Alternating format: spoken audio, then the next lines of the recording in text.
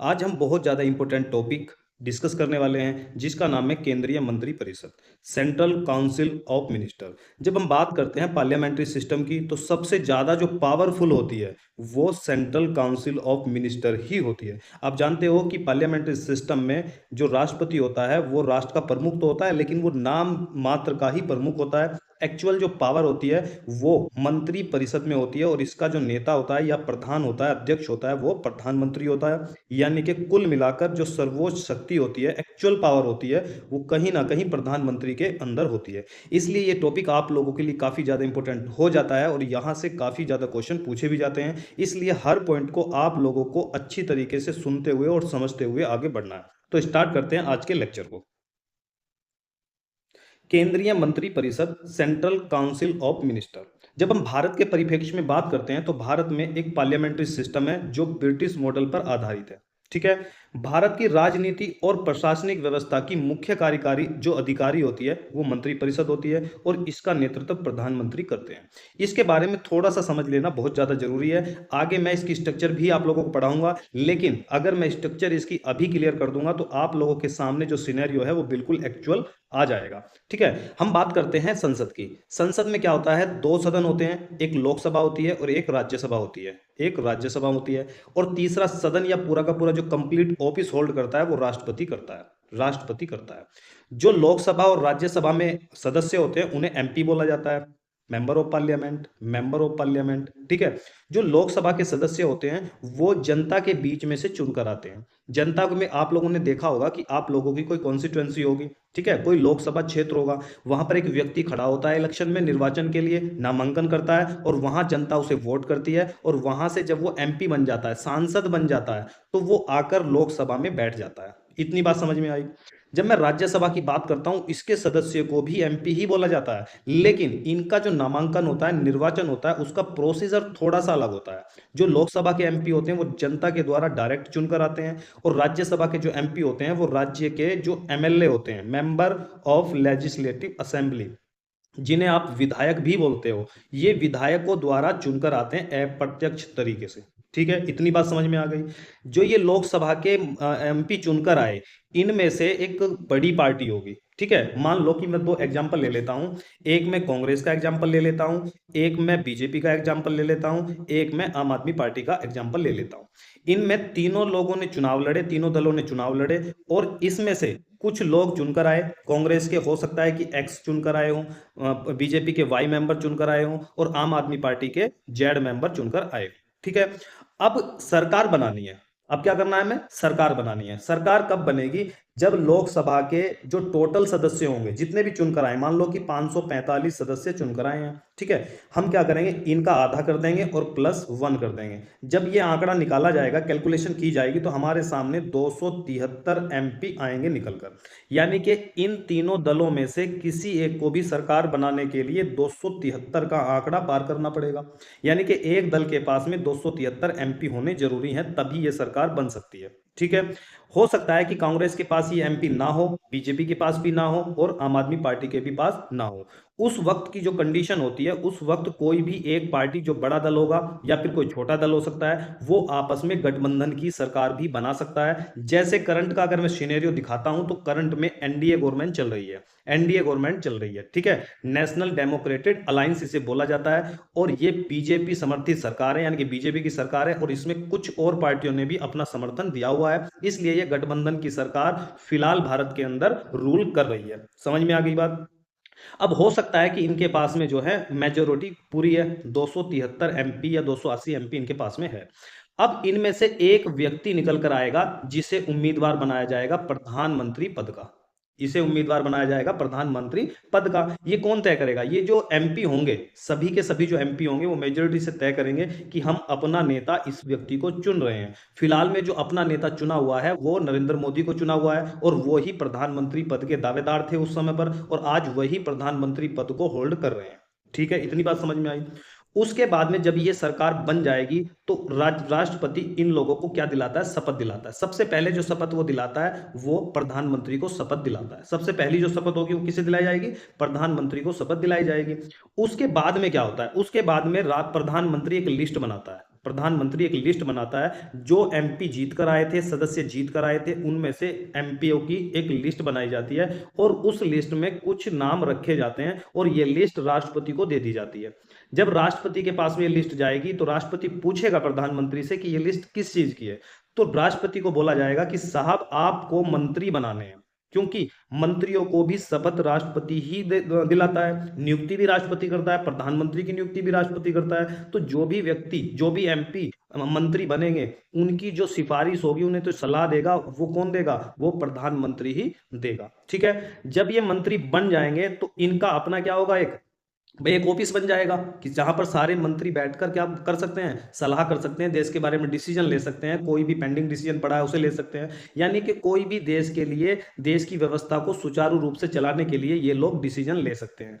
ये लोग इसलिए छांटे जाते हैं, सेलेक्ट करे जाते हैं कि संसद के अंदर अगर सभी एमपीओ से आप डिसीजन ले पाते हो तो उन्हें थोड़ा सा कंट्रोल करना मुश्किल हो जाता है और डिसीजन जो है पेंडिंग रह जाएगा, जल्दी से आ नहीं पाएगा। जितने कम लोग होंगे वो जल्दी से डिसीजन ले सकते हैं। ठीक है, तो ये जो पूरा का पूरा ऑफिस बना, ये जो काउंसिल बनी, इसे ही आप क्या बोल रहे हो? Central council of minister. समझ में बात आ गई? आई होप कि ये जो क्लियरिटी है वो आप लोगों को हो गई होगी कि केंद्रीय मंत्रिपरिषद कहां से निकल कर आती है। अब हम आगे बढ़ते हैं। संविधान में इसकी जानकारी विस्तार से नहीं दी गई है, ठीक है, लेकिन आर्टिकल 74 और आर्टिकल 75 में मंत्रिपरिषद के बारे में संक्षिप्त और सामान्य वर्णन दिया गया है।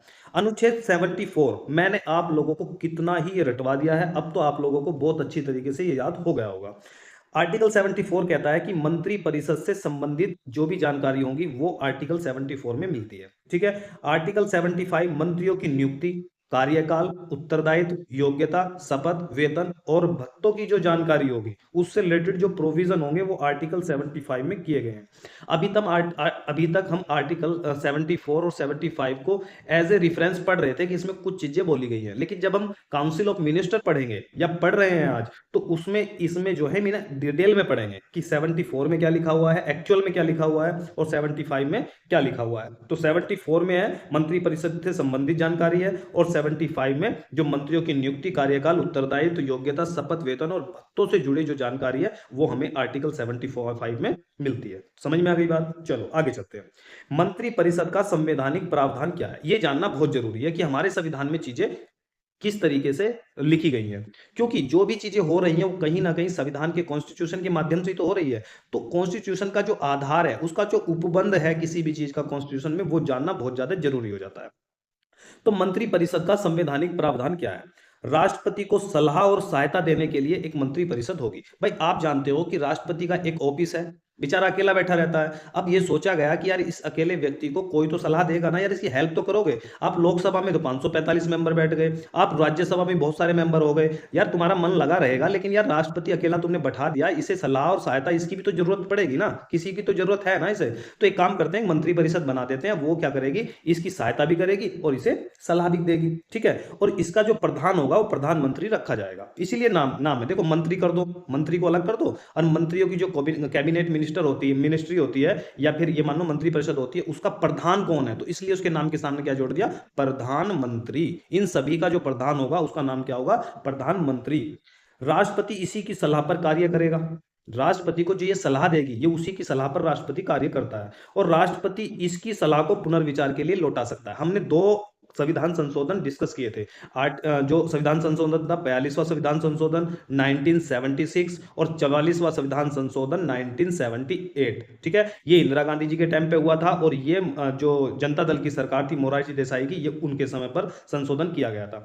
42वें संविधान संशोधन में ये कहा गया था कि जो राष्ट्रपति को सलाह दी जाएगी मंत्रिपरिषद के द्वारा, वो क्या होगी, वो बाध्यकारी होगी, वो उसे माननी पड़ेगी। ठीक है, फिर उसके बाद में संविधान संशोधन होता है 78 के अंदर, 1978 के अंदर, और 44वें संविधान संशोधन में कुछ करेक्शन किए गए, और उसमें यह कहा गया कि राष्ट्रपति को सलाह देने के लिए जो काउंसिल ऑफ मिनिस्टर होंगे, उनकी सलाह बाध्यकारी तो होगी, हमें कोई प्रॉब्लम नहीं है, लेकिन यार थोड़ी सी शक्ति उसे राष्ट्रपति को दे दो। पूरे कंप्लीटली उसके जो हाथ है वो मत काटो, उसकी शक्ति मत छीनो। ठीक है, तो इन्होंने कहा कि भाई चलो ठीक है, थोड़ी रियायत दे देते हैं कि राष्ट्रपति को ये शक्ति होगी कि मिनिस्टर ऑफ जो काउंसिल है, मंत्री परिषद है, उसकी सलाह को वो पुनर्विचार के लिए दोबारा भेज सकता है कि यार ये जो सलाह आप लोगों ने दी है ये कम से कम थोड़ा सा चेक कर लो, अगर आप लोगों को लगता है कि इसमें कुछ गुंजाइश है संशोधन की, अमेंडमेंट की, तो आप कर दो, मैं इसे पास कर दूंगा, लेकिन अगर नहीं है तो आप दोबारा भेज दो, मैं इसे कंप्लीटली पास कर दूंगा। ठीक है, तो जब दूसरी बार सलाह भेजी जाएगी तो वो राष्ट्रपति के लिए बाध्यकारी होगी। ये दोनों जो संविधान संशोधन है वो आप लोगों को याद कर लेने हैं। मंत्रिपरिषद की सलाह की जांच न्यायालय में नहीं की जा सकती है, ये एक इंपॉर्टेंट फैक्ट है। मंत्रियों ने कोई भी सलाह राष्ट्रपति को दे दी, अच्छी है बुरी है उससे मतलब नहीं है, उस सलाह को किसी भी न्यायालय में, हाई कोर्ट में, सुप्रीम कोर्ट में चुनौती नहीं दी जा सकती है कि राष्ट्रपति ये नहीं बोल सकता कि मैंने ये काम गलत किया है क्योंकि इसकी सलाह मंत्रिपरिषद ने मुझे दी थी, इसलिए जो केस करना है, कुछ भी एक्शन लेना है वो मंत्रिपरिषद के ऊपर लो, मेरे ऊपर नहीं लेना है। तो इसकी सलाह को न्यायालय में चुनौती नहीं दी जा सकती, वहां से इसे क्या है एक तरीके से प्रोटेक्ट किया गया है। आर्टिकल 75, प्रधानमंत्री की नियुक्ति राष्ट्रपति करेंगे और अन्य मंत्रियों की नियुक्ति भी राष्ट्रपति के द्वारा की जाएगी प्रधानमंत्री की सलाह पर। ठीक है, आर्टिकल 75A1, मंत्रिपरिषद में कुल मंत्रियों की संख्या लोकसभा के कुल सदस्यों का 15% से ज्यादा नहीं होगी। ये बात याद रख लो। कैसे? 545 सदस्य हैं लोकसभा के अंदर। अब ये जो जीत कर आए हैं, 273 मेंबर जीत कर आए हैं किसी दल के, इन लोगों ने सरकार बना ली है। अब क्या 273 मंत्री नहीं चाहेंगे, सदस्य नहीं चाहेंगे कि हमें भी मंत्री पद दे दिया जाए, हमें भी मंत्री बना दिया जाए? सबको चाहिए ना यार मंत्री पद, लेकिन सबको तो नहीं दे सकते ना। क्यों नहीं दे सकते? क्या इसका कोई प्रोविजन है कॉन्स्टिट्यूशन के अंदर कि सबको नहीं दे सकते या सबको दे सकते हैं? बिल्कुल है। अगर आपसे पूछता है कोई कि इसका प्रोविजन है कि कितने मंत्री बन सकते हैं और कितने कम से कम बन सकते हैं, कितने ज्यादा से ज्यादा बन सकते हैं, ये प्रोविजन कहाँ है? तो आर्टिकल 75A1, जब इस तरह की चीजें आ जाए ना, A1 A2, तो ये बाद में अमेंडमेंट के द्वारा इसमें ऐड किया गया है, संशोधन के द्वारा रखा गया है, पहले ये ओरिजिनल में नहीं था। इसका मतलब ये होता है। ठीक है, तो ये जो अमेंडमेंट है, ये आर्टिकल 75A1 है, इसमें ये कहा गया है कि लोकसभा के जितने भी टोटल सदस्य होंगे उनके 15% से ज्यादा मंत्री नहीं बनाए जा सकते। ठीक है, और ये जोड़ा कब गया था? 51वां संविधान संशोधन 2003 में इसका उपबंध किया गया था। एक संविधान संशोधन किया गया, 51वां संविधान संशोधन 2003 में, और उसी में ये बताया गया था कि 15% से ज्यादा मंत्री नहीं बनाए जा सकते हैं। और अब ये बात तो आ गई, लेकिन कम से कम कितने मंत्री हो सकते हैं? कम से कम 12 मंत्री हो सकते हैं। 12 मंत्री से कम नहीं हो सकते और टोटल सदस्यों का 15 मंत्री से ज्यादा नहीं हो सकते हैं। इतनी बात समझ में आ गई? चलो, यदि किसी भी सदन या किसी भी दल का सदस्य दल बदल के आधार पर अयोग्य घोषित हो गया, ठीक है, मान लो आप जानते हो कि एक दल बदल कानून कानून लाया गया था राजीव गांधी जी के टाइम पे 85 में, 1985 में, ठीक है, जिसे 10वीं अनुसूची में, 10वें शेड्यूल में, 10 शेड्यूल में कवर किया गया है। ये याद रखना है, बहुत ज्यादा इंपॉर्टेंट है। ठीक है, 1985 में आया था ये। तो इसमें ये कहा गया था, ये बताना कौन सा कॉन्स्टिट्यूशन अमेंडमेंट है, नीचे कमेंट बॉक्स में इसका आंसर देना है, नेक्स्ट लेक्चर में मैं बताऊंगा आपको। तो इसमें ये कहा गया था कि अगर कोई भी व्यक्ति एक पार्टी छोड़कर दूसरी में चला जाता है, ठीक है, तो उसके ऊपर उसकी पार्टी दल बदल का एक्शन ले सकती है। ठीक है, ये बात हो गई। क्योंकि उस समय पर देखो सरकार गिर रही थी, बन रही थी, क्यों? क्योंकि गया राम आया राम वाली कंडीशन चल रही थी। कुछ पार्टी किसी को मंत्री पद का लालच दे दिया, वो इस पार्टी में से टूट के दूसरी में चला गया, दूसरी में से टूट के तीसरी में चला गया, तो सरकार यार स्टेबल नहीं रह जाएंगी ना, ऐसे इस तरीके से तो स्टेबल होंगी नहीं। तो इसके लिए जो है ये एक्ट लाया गया था, संशोधन लाया गया था 1985 में, दल बदल कानून। ठीक है, तो इसमें कहा गया कि अगर दल बदल कानून के तहत कोई पार्टी किसी व्यक्ति को अयोग्य घोषित कर देती है तो उसका जो सदस्य होगा वो मंत्री पद के लिए भी अयोग्य घोषित हो जाएगा। ऐसा नहीं कि तुम बेटा यहां से छोड़कर दूसरी पार्टी में चले गए और वहां पर जाकर मंत्री बन जाओगे, ऐसा नहीं हो सकता। समझ में आ रही बात? तो यहां पर क्या मंत्री राष्ट्रपति के प्रसाद पर्यंत पद धारण करेंगे। मंत्री जो होंगे वो राष्ट्रपति के एक तरीके रहमो करम पर पद धारण करेंगे। मंत्री परिषद सामूहिक रूप से, इंपोर्टेंट कर लो, इंपोर्टेंट कर लो भाई, मंत्री परिषद सामूहिक रूप से लोकसभा के प्रति उत्तरदायी होगी और जो सिंगल मंत्री होगा वो अपने डिपार्टमेंट के प्रति उत्तरदायी होगा। समझ में आ रही है बात? अगर उसने अपने डिपार्टमेंट में कोई भी एक्शन, कोई भी काम किया है तो उसका जिम्मेदारी उसी की है। ऐसा नहीं है कि वो नीचे वालों पे थोप सकता है कि नहीं जी इनके कहने से। भाई होता क्या है, जो आईएएस होते हैं, आईएएस होते हैं, सेक्रेटरी होते हैं, सचिव होते हैं, प्लान तो सब, नीतियां तो वही बना के देते हैं ना, मंत्री तो साइन करता है। और मंत्री को साइन करने के लिए इसलिए रखा गया है क्योंकि जो मंत्री है वो कहीं ना कहीं जनता के द्वारा चुनकर आया है और लोकतंत्र यही माना जाता है कि जो जनता के द्वारा चुना जाएगा वही सर्वोच्च अधिकारी होगा किसी भी मंत्रालय का। इसलिए जो भी पढ़े लिखे लोग होंगे वो सारे इसके अंडर काम करेंगे, लेकिन जो फाइनल डिसीजन होगा वो कहीं ना कहीं मंत्री को ही लेना है, क्योंकि मंत्री जो है जनता के द्वारा चुनकर आया है। तो ये माना जाता है कि ये जो डिसीजन लिया गया है ये जनता ने ही लिया है, इसलिए इसी को लोकतंत्र की एक तरीके से विचारधारा बोला जाता है।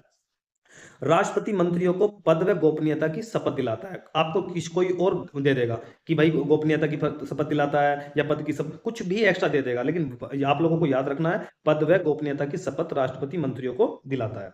ठीक है। नेक्स्ट में क्या आता है, कोई भी मंत्री अगर 6 माह तक किसी सदन का सदस्य नहीं बन पाया तो वह मंत्री नहीं रहेगा। ये सुप्रीम कोर्ट का डिसीजन आया था, शायद 1980 की बातें हैं। ठीक है। सुप्रीम कोर्ट ने कहा था कि कोई भी व्यक्ति जो है वो मंत्री बन सकता है, कोई प्रॉब्लम नहीं है, लेकिन 6 महीने के अंदर उसे क्या करना पड़ेगा, किसी भी सदन का, चाहे वो राज्यसभा है चाहे लोकसभा है, किसी भी एक सदन का उसे सदस्य बनना पड़ेगा। अगर वो किसी एक सदस्य का सदन का सदस्य नहीं बन पाता है तो फिर वो मंत्री पद पर नहीं रह जाएगा। समझ में आ गई बात। मैंने ये कब पढ़ाया था, ये प्रधानमंत्री जब मैं पढ़ा रहा था उस समय पर पढ़ाया था कि प्रधानमंत्री कोई भी बन सकता है, राष्ट्रपति किसी को भी नियुक्त कर सकता है, बस शर्तें ये हैं कि 6 महीने के अंदर उसे किसी भी सदन में का सदस्य बनना पड़ेगा। ठीक है। मंत्रियों के जो वेतन होंगे, भत्ते होंगे, वो संसद द्वारा निर्धारित किए जाएंगे। लेकिन यहां पर एक चीज मैंने और पढ़ाई थी आप लोगों को, जो भारत का महान न्यायवादी होता है इसके वेतन और भत्ते राष्ट्रपति तय करता है, इसलिए वो 4 ऑप्शन में से एक ऑप्शन दे देगा, बाकी को संसद में रख देगा और महान न्यायवादी को भी संसद में रख देगा। आप लोगों से पूछ लेगा, लेकिन ऐसा नहीं है, उसके जो वेतन भत्ते हैं वो राष्ट्रपति तय करता है, संसद तय नहीं करती है। आर्टिकल 77 क्या कहता है, भारत सरकार द्वारा कार्रवाइयों का संचालन। भारत सरकार सभी कार्यपालक कार्रवाइयां राष्ट्रपति के नाम से ही किए जाएंगे और अभिव्यक्ति भी की जाएंगे। यानी कि जो भी भारत सरकार काम करेगी वो किसके नाम से होंगे, वो राष्ट्रपति के नाम से होंगे। ठीक है। काम वो करेगी लेकिन नाम राष्ट्रपति का चलेगा। राष्ट्रपति भी खुश रहेंगे कि भाई मेरे नाम से दुनिया भर की चीजें हो रही हैं, लेकिन उसे नहीं पता है कि गलत सही सब कुछ उनके नाम पे बिल फट रहे हैं। ठीक है। तो दर्शाया भी क्या जाएगा, काम भी उन्हीं के नाम से होंगे और दर्शाया भी उन्हीं के नाम से जाएगा। ठीक है। एक्सप्रेस भी उन्हीं के नाम से होगा। राष्ट्रपति के नाम से जारी सभी आदेश, दस्तावेज और प्रपत्र नियमों के अनुसार प्रमाणित किया जाते हैं। एक बार सही तरीके से प्रमाणित हो जाए तो उनकी वैधता पर यह कहकर सवाल नहीं उठाया जा सकता कि राष्ट्रपति ने इन्हें खुद जारी किया है या नहीं किया है। इसका मतलब समझ लो। ठीक है। पढ़ने के लिए बहुत सारी चीजें हैं, लेकिन मतलब समझो, जब जाके चीजें समझ में आएंगी। राष्ट्रपति ने कोई भी दस्तावेज जारी कर दिया, कोई भी प्रपत्र जारी कर दिया, कोई भी आदेश जारी कर दिया। ठीक है। जब वो जारी करेगा, ठीक है, वो देखो वो खुद तो जारी नहीं करता है, उसे तो मंत्रिपरिषद बना के देती है, उसे सिर्फ साइन करने होते हैं और जो प्रोटोकॉल होता है, जो भी एक प्रोसीजर होता है, उसके थ्रू वो जो दस्तावेज है वो निकल कर फाइनल हो जाते हैं। जब वो एक बार फाइनल हो गए, नियम कानून के दौरान वो दस्तावेज एक बार क्या हो गए, प्रकाशित हो गए, निकल गए, तो उस समय पर उन्हें ये कहकर उनकी वैधता पर सवाल नहीं उठाया जा सकता कि क्या ये राष्ट्रपति ने ही जारी किए हैं या नहीं किए हैं।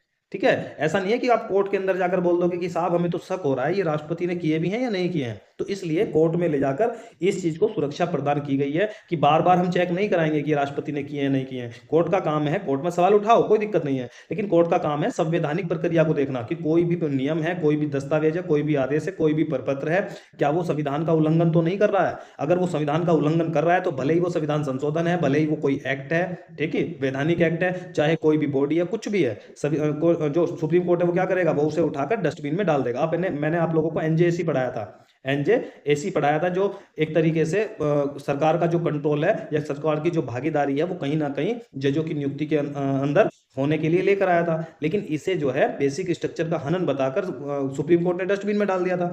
सुप्रीम कोर्ट किसी को नहीं बख्शेगा, अगर कोई भी बेसिक स्ट्रक्चर का हनन करेगी कॉन्स्टिट्यूशन की, तो फिर जो सुप्रीम कोर्ट है वो उसे उठाकर नल एंड वॉइड करार दे देगा। राष्ट्रपति सरकार के काम को सुचारू बनाने के लिए और मंत्रियों में कार्य बांटने के लिए नियम बना सकता है, ये उसके पास में पावर होती है। अब हम बात करते हैं आर्टिकल 78 की। प्रधानमंत्री के कर्तव्य क्या होंगे। देखो प्रधानमंत्री के 3 कर्तव्य होंगे यहाँ पर। ठीक है।